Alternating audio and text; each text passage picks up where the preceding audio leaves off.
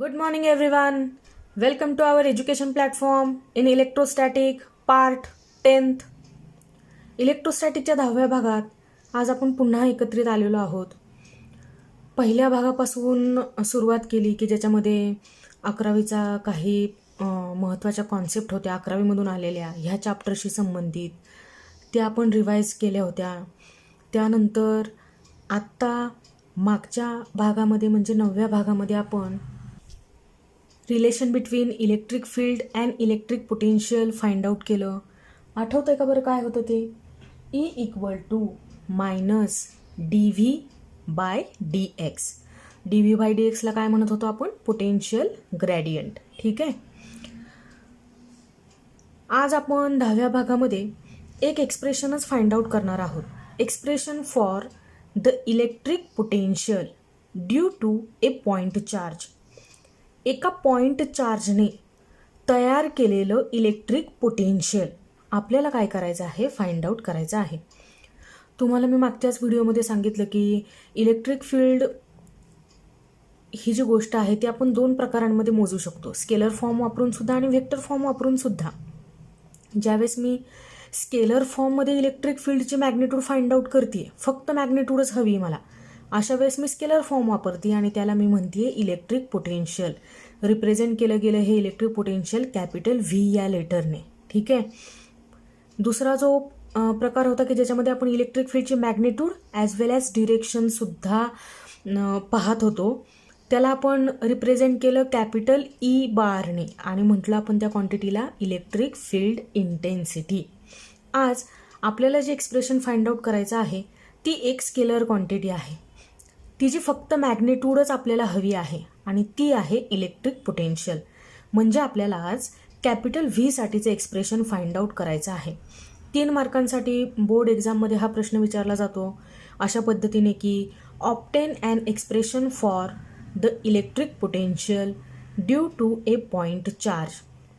म्हणजे एका पॉइंट चार्जने एका पॉइंटला तयार केलेले इलेक्ट्रिक पोटेन्शियल आपल्याला फाइंड आउट करायला सांगितलेलं असतं. की त्या 3 मार्कांच्या प्रश्नामध्ये जर अर्धा मार्क असेल तर तो अर्धा मार्क सुरुवात होत असतानाच आपण त्या प्रश्नाचं उत्तर लिहायला सुरुवात केली की ती डायग्रॅमपासूनच करत असतो. त्या डायग्रॅमला अर्धा मार्क दिला जातो आणि त्या डायग्रॅमचं जे काही डिस्क्रिप्शन लिहाल तुम्ही त्या डिस्क्रिप्शनसाठी तुम्हाला अर्धा मार्क मिळतो. मग आता आपण समजा असं म्हणूयात की मी उत्तर लिहायला सुरुवात केली आणि पहिलं जे काही मी काम करते ती म्हणजे डायग्रॅम ड्रॉ करते. तर त्या डायग्रॅममध्ये काय आहे ते मी तुम्हाला समजावून सांगते. बघा, एक पॉइंट चार्ज दिसतोय हा क्यू. तो पॉइंट चार्ज जिथं प्लेस केला गेला आहे त्याच्या जागेला त्या प्लेसला मी एका पॉईंटने रिप्रेझेंट केलं, मी त्याला म्हणते पॉईंट ओ. ठीक आहे. मग आता तुम्हाला कॉन्सेप्ट तर सगळे क्लिअरच आहेत. आपण पहिल्या व्हिडिओपासून बघत आलो इलेक्ट्रिक फील्ड काय, electric field intensity, electric potential. तर आत्ता इथं या चार्जने त्याच्या सराउंडिंग स्पेसला काय तयार केलं असेल तर इलेक्ट्रिक फील्ड तयार केलं असेल. ठीक आहे. म्हणजे हा तो पॉईंट चार्ज पॉझिटिव्ह घेतला आहे पण नेचरने, त्याने त्याच्या सराउंडिंग स्पेसला काय तयार केलं? इलेक्ट्रिक फील्ड तयार केलं. बघा डायग्राममध्ये प्रत्येक वेळेस हे इलेक्ट्रिक फील्ड ड्रॉ केलेलं नसणार आहे. तुम्हाला ते लक्षात ठेवावं लागणार आहे की एक चार्ज आहे, एक इलेक्ट्रिक चार्ज आहे, म्हणजे त्याच्या सराउंडिंगमध्ये काय असणार आहे? त्याने तयार केलेले इलेक्ट्रिक फील्ड नेहमीचं प्रेझेंट असणार आहे. मग हे ते इलेक्ट्रिक फील्ड म्हणजे इथंपर्यंत ह्या चार्जचा काय आहे? प्रभाव आहे. या एवढ्या जागेमध्ये बाहेरून जर एखादा चार्ज येण्याचा प्रयत्न करतोय तर तो चार्ज काहीतरी फोर्स एक्सपिरियन्स करणार आहे. मे बी तो फोर्स ऑफ अट्रॅक्शन असेल किंवा तो फोर्स ऑफ रिपल्शन असेल. ठीक आहे. मग बघा, हे जे डिस्टन्स आहे की जिथंपर्यंत ह्या चार्जचा प्रभाव जाणवतो आपण त्याला म्हणतो इन्फिनिटी अंतर. ठीक आहे. हे जे अंतर आहे, इथं जर मी एखादा पॉईंट घेतला आणि इथं आहे तुमचा तो पॉईंट चार्ज, तर ह्या दोघांमधलं जे अंतर आहे आपण ते अंतर किती सांगायचं? इन्फिनिटी सांगायचं. म्हणजे जर मी इथं एखादा टेस्ट चार्ज घेत असेल तर तो टेस्ट चार्ज ह्या क्यूपासून किती अंतरावरती आहे असं मी म्हणणार आहे? तर इन्फिनिटी इतक्या अंतरावरती असणार आहे की जिथंपर्यंत ह्या चार्जचा प्रभाव, त्याचा एक्झिस्टन्स आपल्याला जाणवतोय, त्याचं इलेक्ट्रिक फील्ड आपल्याला जाणवत आहे. ठीक आहे. मग आता इन्फिनिटी इतक्या अंतरावरून म्हणजे इथून एक टेस्ट चार्ज, इथं बघा मी क्यू नॉटने रिप्रेझेंट केला आहे, हा टेस्ट चार्ज ए या पॉईंटपाशी आलाय, म्हणजे इथं आलाय बघा, हा ए पॉईंटपाशी आलाय. मग आता तुम्हाला दिसतंय का ह्या डायग्राममध्ये हा ए पॉईंट आहे कुठं, तर ह्या पॉईंट चार्जने तयार केलेल्या इलेक्ट्रिक फील्डमध्ये आहे. कळतंय का, इलेक्ट्रिक फील्डच्या बाहेर नाही आहे तो पॉईंट. कुठं आहे तर इलेक्ट्रिक फील्डमध्ये आहे. आणि त्या ए पॉईंटपासून मला हा जो क्यू नॉट चार्ज आहे तो कुठे घेऊन यायचा आहे, पॉईंट बी पाशी. नंतर तो मला कुठे घेऊन यायचा आहे तर पी या पॉईंटपाशी, की जो पॉईंट या पॉईंट ओ पासून आर इतक्या डिस्टन्सवर आहे. बघा कळले का तुम्हाला डायग्राममध्ये काय काय सांगते मी. तर एक पॉईंट चार्ज आहे, तो पॉझिटिव्ह चार्ज आहे, पॉझिटिव्ह पॉईंट चार्ज आहे इथं प्लस क्यू. तो ज्या पॉईंटला प्लेस केला गेला आहे त्या पॉईंटला मी रिप्रेझेंट करते ओ या लेटरने. ओ पाशी पॉईंट चार्ज प्लेस केला गेला आहे. त्या ओ पासून पॉईंट पी स्मॉल आर इतक्या डिस्टन्सवर आहे. पॉईंट पी आहे, या चार्जने या पॉईंट चार्जने तयार केलेल्या इलेक्ट्रिक फील्डमध्येच आहे हा पॉईंट पी सुद्धा, की जो पॉईंट पी ओ पासून किती अंतरावर आहे, आर इतक्या अंतरावर आहे. ठीक आहे. त्यानंतर इथं दिसतोय दुसरा एक पॉईंट बी, की जो सुद्धा ह्या चार्जने तयार केलेल्या इलेक्ट्रिक फील्डच्या आतच आहे. हा पॉईंट ए तो सुद्धा या चार्जने तयार केलेल्या इलेक्ट्रिक फील्डच्या आतमध्येच आहे. बघा जर असं याला सेंटर धरून जर मी सर्कल ड्रॉ केलं तर हे केवढं मोठं सर्कल होईल. म्हणून प्रत्येक वेळेस आपल्याला एखाद्या चार्जचं इलेक्ट्रिक फील्ड ड्रॉ करणं शक्य होणार नाही, पण तुम्हाला लक्षात ठेवावं लागेल की त्या चार्जच्या सराउंडिंग स्पेसला काय असणार आहे, त्या चार्जने तयार केलेलं इलेक्ट्रिक फील्ड असणार आहे. ठीक आहे. मग इन्फिनिटी इतक्या अंतरावरून, आता मी तुम्हाला सांगितलं इन्फिनिटी इतक्या अंतरावरून हा क्यू नॉट कुठं आला तर पॉईंट ए पाशी आला. पॉईंट ए कुठं आहे, क्यूने तयार केलेल्या इलेक्ट्रिक फील्डमध्ये असलेला हा पॉईंट आहे. तिथं आपण कोण आणला तर हा टेस्ट चार्ज घेऊन आलो. ठीक आहे. मग आता फ्रिक्शनलेस हळूहळू हा क्यू नॉट कुठं शिफ्ट करायचा आहे, पॉईंट बी पाशी शिफ्ट करायचा आहे. ठीक आहे. या क्यू नॉटला बी पाशी आणत असताना काय काय होईल बघा, मी तुम्हाला बऱ्याचदा सांगितलं एक पॉईंट चार्ज आहे, दुसरा सुद्धा मी असं म्हणते की टेस्ट चार्ज आहे, नेचरने काय आहे तर पॉझिटिव्ह आहे, पॉझिटिव्ह टेस्ट चार्ज आहे असं आपण म्हणतोय. हा आहे पॉईंट ओ की जिथं तुम्हाला दिसतोय पॉईंट चार्ज, हा आहे पॉईंट ए की जिथं तुम्हाला दिसतोय हा टेस्ट चार्ज. ठीक आहे. तर बघा ह्या ओ पासून ए पर्यंतचं अंतर, ओ पासून ए पर्यंतचं अंतर किती आहे, एक्स इतकं आहे. दिसतंय का तुम्हाला, ह्या ओ पॉईंट पासून ए पॉईंट पर्यंतचं डिस्टन्स किती आहे, एक्स आहे. मग आता होतंय काय, या चार्जच्या इलेक्ट्रिक फील्डमध्ये कोण आहे तर हा पॉईंट ए आहे, हा क्यू नॉट आहे. ठीक आहे. आपण म्हणतोय की दोन्ही नेचरने कसे आहेत, पॉझिटिव्ह आहेत. या टेस्ट चार्जला ए पासून बी पर्यंत घेऊन यायचं आहे आपल्याला. ठीक आहे. ए पासून बी पर्यंत आणायचं आहे. बी पॉईंट एच्या पुढं नाही आहे, बी पॉईंट एच्या मागं आहे. म्हणजे आता हे करत असताना काय काय होईल बघा, या दोन्ही चार्जेसमध्ये अकॉर्डिंग टू कुलम्स लॉ तिथं एक फोर्स एक्झर्ट होईल. जो फोर्स ह्या पॉझिटिव्ह चार्जने या टेस्ट चार्जवरती एक्झर्ट केला असेल आणि टेस्ट चार्जने सुद्धा या पॉईंट चार्जवर एक्झर्ट केलेला फोर्स असेल. दोघांचंही नेचर एकसारखं आहे, पॉझिटिव्ह चार्ज आहेत ते, म्हणजे हा फोर्स काय असणार आहे, फोर्स ऑफ रिपल्शन असणार आहे. ठीक आहे. मग आत्ता बघा या पॉईंट चार्जने या टेस्ट चार्जवर एक्झर्ट केलेल्या फोर्सची डायरेक्शन कशी असेल, ही अशी असणार आहे. ठीक आहे. हा काय आहे, force of repulsion exerted by point charge plus q on test charge q nought. Q नॉटवर एक्झर्ट केला गेलेला फोर्स आहे की जो क्यूने एक्झर्ट केला, आपण त्याला रिप्रेझेंट कशाने करतोय तर एफ आरने करतोय. ठीक आहे. आता बघा हा पॉझिटिव्ह चार्ज आहे, पॉझिटिव्ह चार्जपासून इलेक्ट्रिक लाईन्स ऑफ फोर्स निघतात आणि कुठं एंड होतात तर निगेटिव्ह चार्जपाशी. म्हणजे इलेक्ट्रिक लाईन्स ऑफ फोर्स जर मी दाखवायच्या ठरवल्या या चार्जसाठी, या पॉईंट चार्जसाठी, तर त्यासुद्धा कशा असतील, या फोर्सच्या दिशेने जाणारे असतील. ठीक आहे. इलेक्ट्रिक लाईन्स ऑफ फोर्सच्याच दिशेने कोण असते तर इलेक्ट्रिक फील्ड इंटेन्सिटी असते. बरोबर आहे. म्हणजे फोर्स पण या दिशेने आहे, इलेक्ट्रिक फील्ड इंटेन्सिटी पण या दिशेने आहे. पण आता तुम्ही असं काहीतरी केलं की ज्यामुळं या फोर्स ऑफ रिपल्शनच्या आणि इलेक्ट्रिक फील्ड इंटेन्सिटीच्या अपोजिट आपल्याला वर्क डन करावं लागणार आहे. म्हणजे या इलेक्ट्रिक फील्ड इंटेन्सिटीच्या आणि या फोर्सच्या अपोजिट फोर्स तुम्हाला एक्झर्ट करावा लागणार आहे. कशासाठी? तर या टेस्ट चार्ज क्यू नॉटला पॉईंट ए पासून पॉईंट बी पर्यंत आणण्यासाठी. बरोबर आहे ना? म्हणजे ह्या पॉईंट चार्जचा प्रयत्न काय असणार आहे? सतत या क्यू नॉटला स्वतःपासून दूर ढकलण्याचा प्रयत्न असेल, तो दूर ढकलला जाईल. हा क्यू ह्या क्यू नॉटला दूर ढकले, म्हणून या फोर्सची डिरेक्शन आपण अशी दाखवली, क्यू नॉटच्या दिशेने. पण याला न जुमानता मला तो क्यू नॉट कुठे घेऊन यायचा आहे? पॉईंट बी पाशी घेऊन यायचा आहे. म्हणजे मला काय करावं लागणार आहे? या फोर्सच्या अपोजिट फोर्स एक्झर्ट करावा लागणार आहे. कोणावर? या क्यू नॉटवर. कशासाठी? या क्यू नॉटला पॉईंट ए पासून पॉईंट बी पर्यंत घेऊन येण्यासाठी. ठीक आहे. मग फोर्स एक्झर्ट करावा लागला, अपोजिट डिरेक्शनने आहे.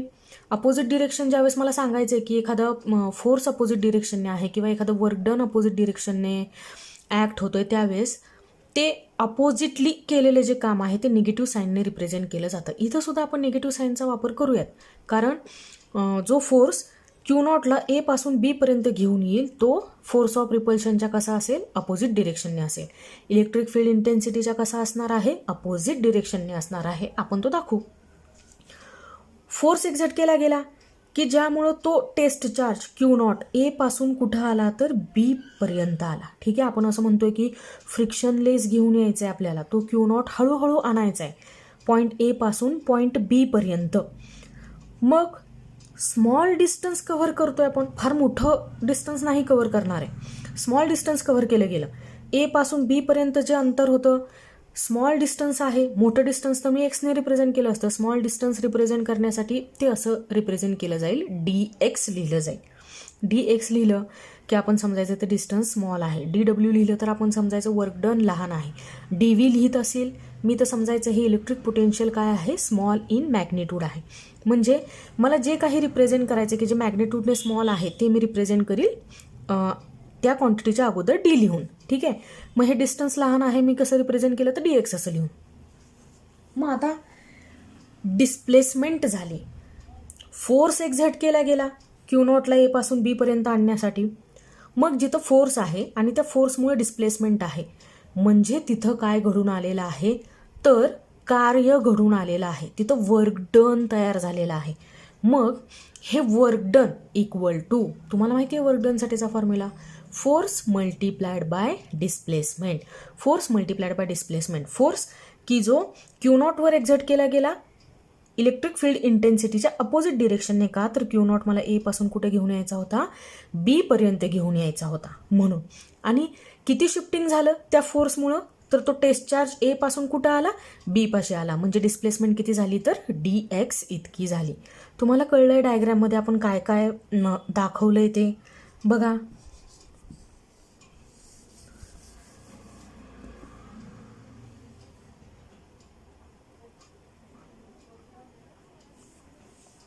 ओ पॉईंट आहे, त्याच्यापाशी एक पॉईंट चार्ज आहे.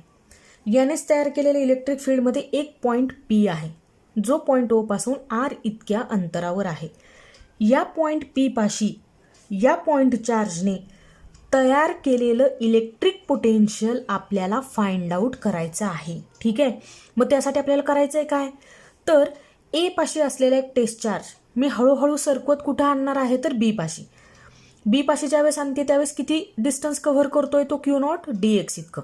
बी पासून मी तो पुन्हा कुठं आणणार आहे? तर पॉईंट पी पाशी. म्हणजे तो ह्या पॉईंट चार्ज पासून आता किती अंतरावरती असणार आहे? आर इतक्या अंतरावर. इन्फिनिटीपासून तो आलाय पॉईंट ए पाशी.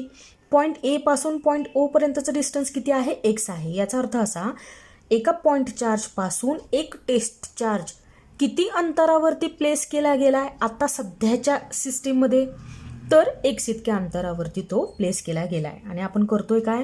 इलेक्ट्रिक फील्ड इंटेन्सिटीच्या अपोजिट डिरेक्शनने त्याला ए पासून बी पर्यंत, नंतर बी पासून कुठं आणायचं आहे? पी पर्यंत. तुम्हाला कळलंय ह्या डायग्रॅममध्ये आपण करतोय काय? बघा, डायग्रॅम समजून घ्यायची असते. मी अशा बरेचसे विद्यार्थिनी पाहते की जे डायग्रॅमसुद्धा पाठ करतात की ओ नंतर पॉईंट पी आहे, नंतर बी आहे, नंतर ए आहे, इलेक्ट्रिक फील्ड इंटेन्सिटी पॉइंटेड आहे आउटवर्ड डिरेक्शनने ई बार असं पाठ करतात ते. इथं पॉईंट चार्ज आहे प्लस क्यू, इथं क्यू नॉट आहे, ए पासून बीपर्यंतचं अंतर डी एक्स आहे. हे करण्याची तुम्हाला गरज नाही. ज्यावेळेस तुम्हाला डायग्रॅम समजत आहे त्यावेळेस तुम्हाला ती पाठ करण्याची गरज पडत नाही. डायग्रॅम समजली का तुम्हाला? आता आपण पुढं काम करूयात. बघा, या पॉईंट चार्जने या टेस्ट चार्जवर एक्झर्ट केलेला फोर्स युजिंग कुलम्स लॉ आपल्याला असा लिहिता येईल. एफ इक्वल टू, आठवतो का फॉर्म्युला तुम्हाला कुलम्स लॉसाठीचा?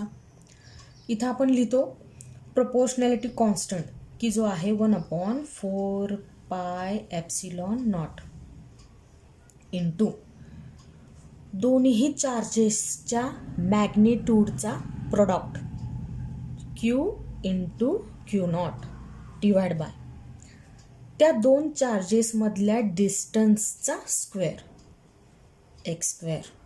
ठीक आहे. म्हणजे दोन्ही चार्ज एकमेकांवर फोर्स ऑफ रिपल्शन एक्झर्ट करत आहेत. आपण असं मानतो की हा टेस्ट चार्ज काय आहे? पॉझिटिव्ह आहे. आणि तो फोर्स आपल्याला कुलम्स लॉ ने दिलेल्या ह्या फॉर्म्युल्यावरून काय करता येईल तर फाइंड आउट करता येईल. आपण असं म्हणतोय की वर्क डन झालंय. ठीक आहे. कशासाठी वर्क डन झालं तर ए पॉईंटपाशी असलेला हा क्यू नॉट कुठं आणण्यासाठी तर बी पर्यंत आणण्यासाठी. आणि हे जे वर्क डन आहे ते वर्क डन म्हणजेच त्या पॉईंटचं काय असतं तर पोटेन्शियल असतं. तुम्हाला इलेक्ट्रिक पोटेन्शियलसाठीची डेफिनेशन आठवतच असेल. ठीक आहे. म्हणजे आता जर मी वर्क डनसाठीचा फॉर्म्युला लिहिला तर तो असा असेल, work done equal to force multiplied by displacement. Work done DW ने रिप्रेझेंट करते, force F multiplied by displacement किती झाली? dx इतकी झाली. ठीक आहे. झालेली डिस्प्लेसमेंट स्मॉल आहे. ए पासून बी पर्यंत क्यू नॉटला घेऊन येत असतानाची डिस्प्लेसमेंट आहे. म्हणजे क्यू नॉटने किती डिस्टन्स कव्हर केलं तर dx इतकं डिस्टन्स. मी असं म्हणते की हे जे डिस्टन्स आहे ते स्मॉल डिस्टन्स आहे. मग स्मॉल डिस्टन्स ओव्हरकम करण्यासाठी वर्क डन सुद्धा कसं झालं असेल? स्मॉल झालं असेल. म्हणून ह्या वर्क डनला नुसतंच कॅपिटल W ने रिप्रेझेंट न करता मी कशाने रिप्रेझेंट केलं तर DW ने रिप्रेझेंट केलं. ठीक आहे. आणि मग अशी म्हटल्याप्रमाणे हा जो फोर्स आहे तो कसा असणार आहे तर निगेटिव्ह असणार आहे. का तर ह्या दोघांमध्ये फोर्स ऑफ रिपल्शन आहे. आणि ह्या फोर्स ऑफ रिपल्शनला न जुमानता आपण ए पॉईंटपासून कुठं आणतोय तर पॉईंट बी पाशी तो टेस्ट चार्ज घेऊन येतोय. म्हणजे आपल्याला तो फोर्स कसा एक्झर्ट करावा लागणार आहे तर इलेक्ट्रोस्टॅटिक फोर्स ऑफ रिपल्शनच्या अपोजिट डिरेक्शनने आणि इलेक्ट्रिक फील्ड इंटेन्सिटीच्या सुद्धा अपोजिट डिरेक्शनने. म्हणून मी इथं एफला कशाने रिप्रेझेंट केलं आहे तर निगेटिव्ह साईनने रिप्रेझेंट केलं आहे, -f मल्टिप्लाइड बाय dx. ठीक आहे. एफ तर तुम्हाला इथं मिळालाच, व्हॅल्यू इथे सबस्टिट्यूट करूयात. dw equal to -1/4πε0 q into q nought upon x square into हा dx ॲज इट इज. इथंपर्यंत कळलं तुम्हाला? Negative sign indicates that the force and displacement are in opposite direction. Force इकडच्या दिशेने होता आणि डिस्प्लेसमेंट चार्जची कशी आहे? ए कडून बी कडे आहे. Total work done to displace a test charge q not from infinity to point P is given by. बघा, आपल्याला हे नको आहे, हे स्मॉल वर्क डन आपल्याला नको आहे. आपल्याला टोटल वर्क डन हवं आहे.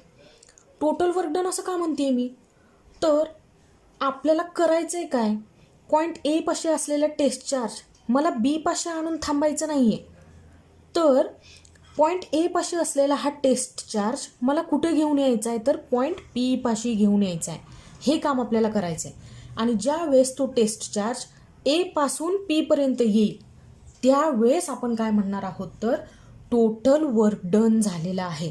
म्हणजे आपण तो टेस्ट चार्ज कुठंपर्यंत आणण्यासाठी सक्सेसफुल झालो तर डिस्टन्स आरवर आणण्यासाठी सक्सेसफुल झालेलो आहोत. मग ते आपलं असेल टोटल वर्क डन. इथं टोटल वर्क डन नाही झालं का, तर आपण चार्ज फक्त ए पासून कुठं शिफ्ट केला तर बी पाशी. आता तो चार्ज मला कुठं शिफ्ट करायचा आहे, बी पासून पी पाशी. इन्फिनिटी इतक्या अंतरावरून आपण एक चार्ज ए पाशी आणला, ए पासून बी पाशी आणला. इथं जे वर्क डन झालं ते स्मॉल वर्क डन झालं. आता आपल्याला करायचं आहे काय, तर बी पाशी आणलेला तो चार्ज मला कुठे घेऊन जायचा आहे, पी पाशी. आणि हे करत असताना फोर्स एक्झर्ट करावा लागणार आहे, डिस्प्लेसमेंट एक्झर्ट करावी लागणार आहे, त्या चार्जची डिस्प्लेसमेंट होणार आहे. मग ही फोर्स आणि डिस्प्लेसमेंट आपण जर एकत्रित केलं तर मी असं म्हणते की काय होतंय, तर वर्क डन होतंय. मग हे स्मॉल वर्क डन जर मी एकत्रित करत असेल किंवा इंटिग्रेट करत असेल, तर हे छोटं वर्क डन ज्यावेळेस मी इंटिग्रेट करते त्यावेळेस मला काय मिळतंय, तर टोटल वर्क डन मिळतंय. म्हणजे मी काय म्हणते, पॉईंट ए पासून बी पर्यंत आणण्यासाठी जेवढं वर्क डन झालं ते होतं DW. इथं अजून एखादा पॉईंट घेतला सपोज C, तर ह्या बी पासून सी पर्यंत तो टेस्ट चार्ज शिफ्ट करण्यासाठी जे वर्क डन झालं ते पुन्हा काय असेल, DW असेल. इथं अजून एक पॉईंट तुम्ही घेतला D पॉईंट, त्या D पॉईंटपाशी तो चार्ज आणण्यासाठी पुन्हा तुम्हाला वर्क डन करावं लागेल. ते वर्क डन पुन्हा काय असणार आहे, तर DW. असे हे सगळे DW ज्यावेळेस तुम्ही इंटिग्रेट कराल त्यावेळेस तुम्हाला टोटल वर्क डन मिळणार आहे. म्हणजे तुम्हाला ॲक्च्युअल पोटेन्शियल मिळणार आहे की जे पोटेन्शियल पॉईंट पी पाशी तयार झालेलं आहे ज्यावेळेस आपण चार्ज इन्फिनिटी अंतरावरून कुठं आणतोय, तर पॉईंट पी पाशी. ठीक आहे, तुम्हाला कळलं आपल्याला करायचं आहे काय. बघा आता ह्या स्मॉल वर्क डनचं आपण काय करूयात, इंटिग्रेशन घेऊयात. बघा आपल्याला काय करायचं आहे, इंटिग्रेशन घ्यायचं आहे. चार्ज कुठं होता, इन्फिनिटी इतक्या अंतरावरून. त्याला आणायचं आहे कुठं, पॉईंट पी पाशी. म्हणजे पॉईंट चार्जपासून आर इतक्या अंतरावर आणायचं आहे. ठीक आहे, आणि हे होत असताना जे काही वर्क डन होईल ते आपलं काय असणार आहे, टोटल वर्क डन असणार आहे. म्हणजे नुसतंच स्मॉल वर्क डन इंटिग्रेट करायचं असं आपल्या डोक्यात नको. आपल्याला माहीत असायला पाहिजे की पॉईंट कुठल्या पॉईंटपासून कुठल्या पॉईंटपर्यंत आणायचं. म्हणजे मला पॉईंट कुठून कुठं शिफ्ट करायचा आहे, पॉईंट ए पासून पॉईंट पी पर्यंत. पॉईंट ए पासून पॉईंट पी पर्यंत मला तो काय करायचा आहे, टेस्ट चार्ज घेऊन यायचा आहे. म्हणून आपलं जे स्मॉल वर्क डनचं इंटिग्रेशन करायचं ठरलं होतं त्या इंटिग्रेशनला मी लिमिट टाकून ठेवलं की मी कुठून कुठंपर्यंत इंटिग्रेट करील, इन्फिनिटी टू आर पर्यंत इंटिग्रेशन घेईल. ठीक आहे, मग बघा integration infinity to r DW work done काय होतं, -F × dx. W equal to integration infinity to r. जोपर्यंत आपण हे इंटिग्रेशन सॉल्व्ह करत नाही तोपर्यंत ही इन्फिनिटी टू आर इथं लिहितच राहायचं, इंटिग्रेशनला लिमिट टाकत राहायचं. मायनस एफची मॅग्निट्यूड सबस्टिट्यूट केली 1/4πε0 Q × Q0/x² × dx as it is. ठीक आहे, इंटिग्रेशनमध्ये जर कॉन्स्टंट टर्म असतील, कॉन्स्टंट टर्मचं इंटिग्रेशन घेतलं तर तुम्हाला माहीत आहे ते 0 येतं. म्हणजे आपल्याला करावं काय लागेल, आता ज्या काही कॉन्स्टंट व्हॅल्यूज आहेत त्या इंटिग्रेशनमधून बाहेर आणायच्या आणि जे कॉन्स्टंट नाही ते इंटिग्रेशनमध्ये तसंच्या तसं ठेवायचं. ठीक आहे, करूयात आता. बघा ह्या स्टेपमध्ये मी इंटिग्रेशनमधून काय काय बाहेर आणले बघा. मायनस साईन, 1/4πε0 कॉन्स्टंट आहे हा, 4 कॉन्स्टंट, पाय कॉन्स्टंट, ε0 म्हणजे ते 2 पॉईंट चार्जेस फ्री स्पेसमध्ये आहे असं आपण सपोजिशन करतोय. म्हणून त्याच्याशी संबंधित जो कॉन्स्टंट आहे परमिटिव्हिटी ऑफ फ्री स्पेस ε0, ज्याची व्हॅल्यू कॉन्स्टंट आहे. Q आणि Q0 ही त्या दोन चार्जेसची मॅग्निट्यूड आहे. ती मॅग्निट्यूडही न बदलणारी असणार आहे जोपर्यंत आपण तो Q0 Qपर्यंत घेऊन येतोय. म्हणजे Q आणि Q0 सुद्धा काय आहेत, कॉन्स्टंट आहे.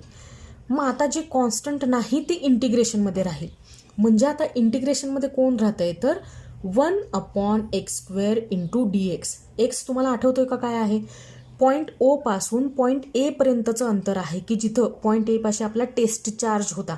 त्या ए पॉईंटपासून आपल्याला त्याला कुठे घेऊन यायचं आहे, पॉईंट पी पर्यंत घेऊन यायचं आहे. ठीक आहे, O पासून ए पर्यंतचं अंतर x आहे. मग पॉईंट ए पाशी असलेला टेस्ट चार्ज मी बी पाशी आणणार आहे, त्याच्या बी पासून अजून अलीकडे घेऊन येणार आहे, अजून अलीकडे, आणि असं करत करत मी त्याला कुठं आणणार आहे, पॉईंट पी पाशी. म्हणजे हे स्मॉल एक्स अंतर नेहमीच बदलत राहणार आहे. म्हणून मी त्या x² काय केलं, तर इंटिग्रेशनमध्येच ठेवलं. ठीक आहे, 1/x² × dx, कारण तो डिनॉमिनेटरला होता. हा 1/4πε0 × Q × Q0 एकत्रितपणे मी असं सुद्धा लिहू शकते ना, Q × Q0 न्यूमरेटरलाच राहतील. Minus q into q nought upon 4πε0 integration infinity to r 1/x² into dx. फक्त हे क्यू आणि क्यू नॉट 4πε0 न्यूमरेटरमध्ये लिहिले मी. ठीक आहे. इथं बघा या स्टेपमध्ये काय केलं, हा कॉन्स्टंट पॅरामीटर तसाच राहिला, इंटिग्रेशन इन्फिनिटी टू आर.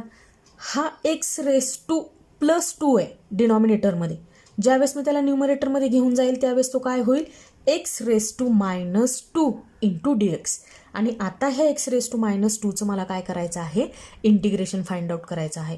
तुम्हाला तर माहितीच आहे x⁻n चं इंटिग्रेशन आपण कसं फाइंड आउट करतो. ह्या इंटिग्रेशनचा फॉर्म्युला तुम्हाला माहिती आहे का, x⁻n+1.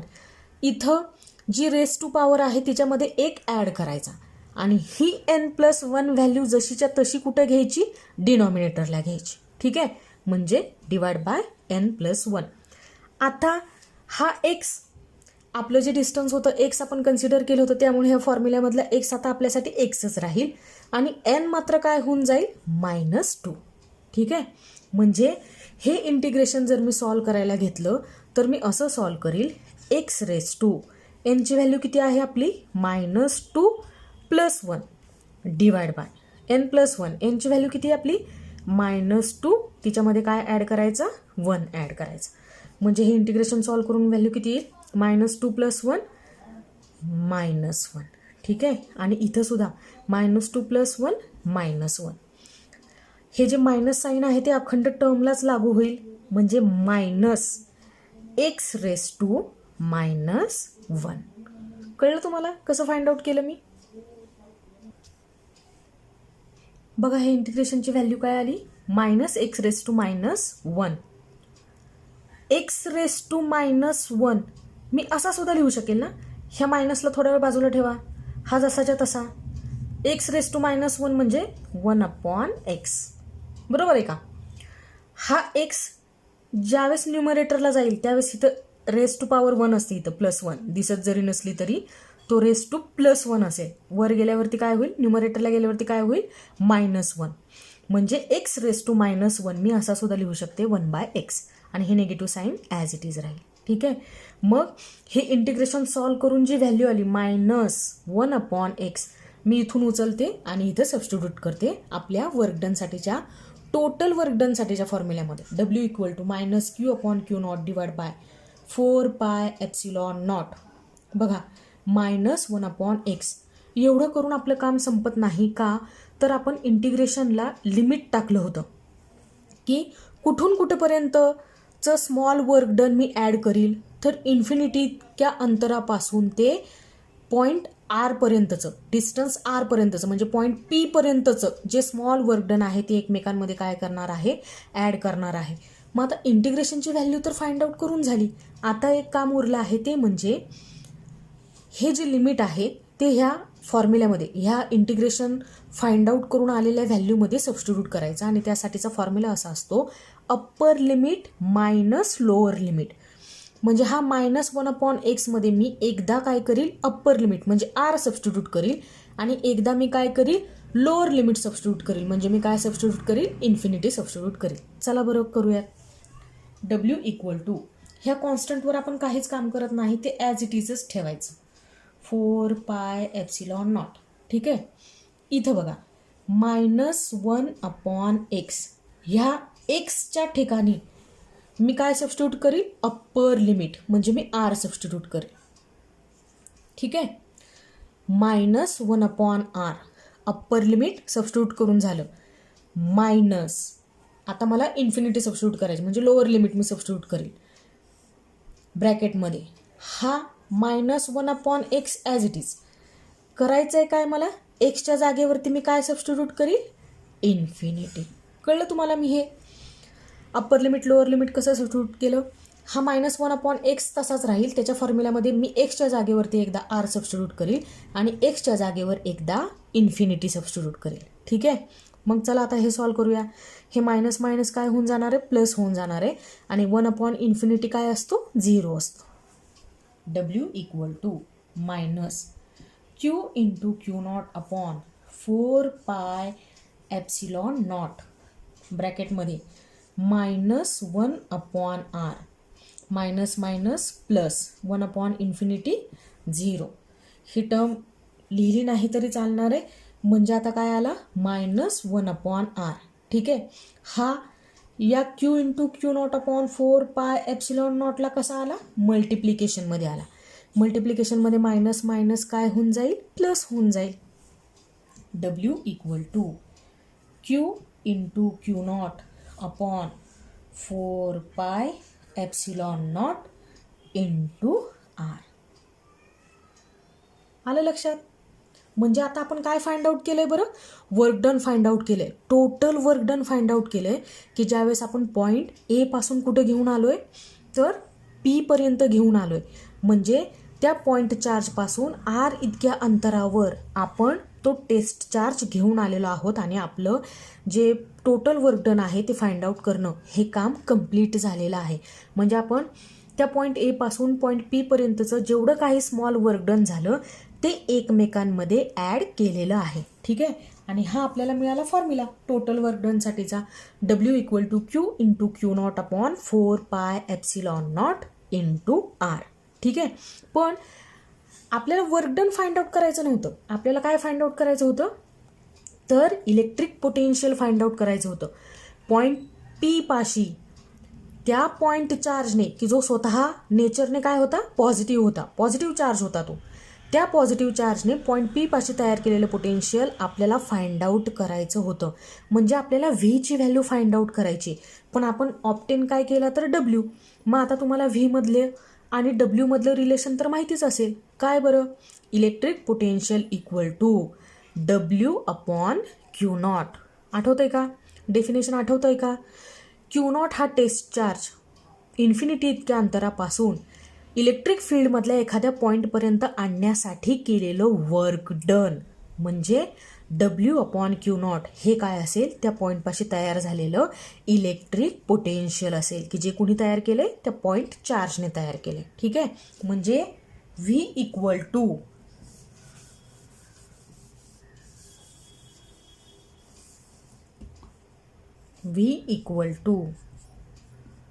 W/Q0. V equal to म्हणजे इलेक्ट्रिक पोटेन्शियल इक्वल टू डब्ल्यूची व्हॅल्यू तुम्ही फाइंड आउट केली इथं, Q into Q0/4πε0 into R multiplied by हा Q0 डिव्हायडेशनमध्ये आहे ना, मी त्याला असा सुद्धा लिहू शकते, असा. म्हणजे तो राहील तर डिनॉमिनेटरमध्ये, पण दिसत असताना तुम्हाला सेपरेट दिसेल. किंवा अगदी तुम्ही इथंच R नंतर लिहिलं असतं तरी सुद्धा चाललं असतं. मग आता झालं काय, हा Q0 या Q0ला कॅन्सल आउट झाला आणि शिल्लक काय राहिलं, V equal to Q/4πε0 into R. Constant parameter वेगळे लिहिले तर हाच फॉर्म्युला मी असा सुद्धा लिहू शकीन, V equal to 1/4πε0 into Q/R.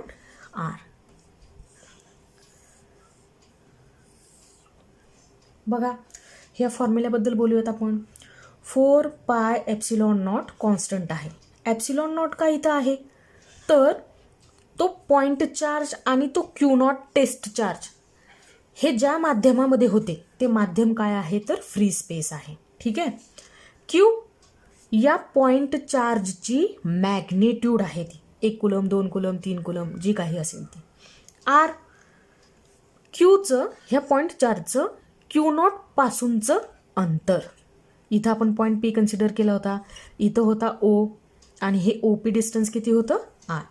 म्हणजे आपण A पॉईंटपासून हा Q0 कुठं आणलाय आता, पॉईंट P पर्यंत, की जो P पॉईंट ह्या O पासून, म्हणजे हा Q0 ह्या Q पासून किती अंतरावरती आहे, तर R इतक्या अंतरावर आहे. ठीक आहे. म्हणजे हे काय आहे, Q आणि Q0 मधलं डिस्टन्स आहे.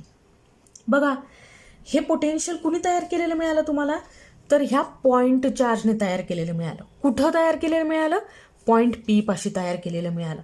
मग आता असा विचार करा, मी असं म्हणत होते की हा चार्ज पॉझिटिव्ह आहे, हा चार्ज पॉझिटिव्ह आहे म्हणून हे पोटेन्शियल काय आलं, पॉझिटिव्ह. जर हा चार्ज निगेटिव्ह असता तर हे पोटेन्शियल सुद्धा काय असतं, निगेटिव्ह असतं. म्हणजे if point charge is positive then the potential V is positive and if point charge is negative then the potential is negative. म्हणजे हे पोटेन्शियल पॉझिटिव्ह असेल ज्यावेळेस पॉईंट चार्ज पॉझिटिव्ह असणार आहे आणि हे पोटेन्शियल निगेटिव्ह असेल ज्यावेळेस पॉईंट चार्ज काय असेल, निगेटिव्ह असेल. कळलंय तुम्हाला? बघा, V = 1/4πε0 इंटू Q/R हे इलेक्ट्रिक पोटेन्शियलसाठीचा फॉर्म्युला आपण ऑब्टेन केलेला आहे. मग इथंपर्यंत तुम्ही फॉर्म्युला ऑब्टेन केला की तुम्हाला 3 मार्क पूर्णच्या पूर्ण दिले जातील ज्यावेळेस तुम्हाला हा प्रश्न 3 मार्कांसाठी परीक्षेमध्ये विचारला जाईल. आज मी तुम्हाला जेवढं काही शिकवलं ते समजलं असेल अशी अपेक्षा करते. आज जे एक्सप्रेशन मी तुम्हाला ऑब्टेन करून दिलं ते कमीत कमी एकदा तरी लिहून पहा, म्हणजे संपूर्ण स्टेप्स तुम्हाला एकानंतर एक आठवतील आणि परीक्षेमध्ये असं काही विसरायला होणार नाही. तर अभ्यास करा, घरीच राहा, सुरक्षित राहा. आपण पुन्हा भेटूयात इलेक्ट्रोस्टॅटिकच्या 11व्या व्हिडिओमध्ये. तोपर्यंत टेक केअर. बाय.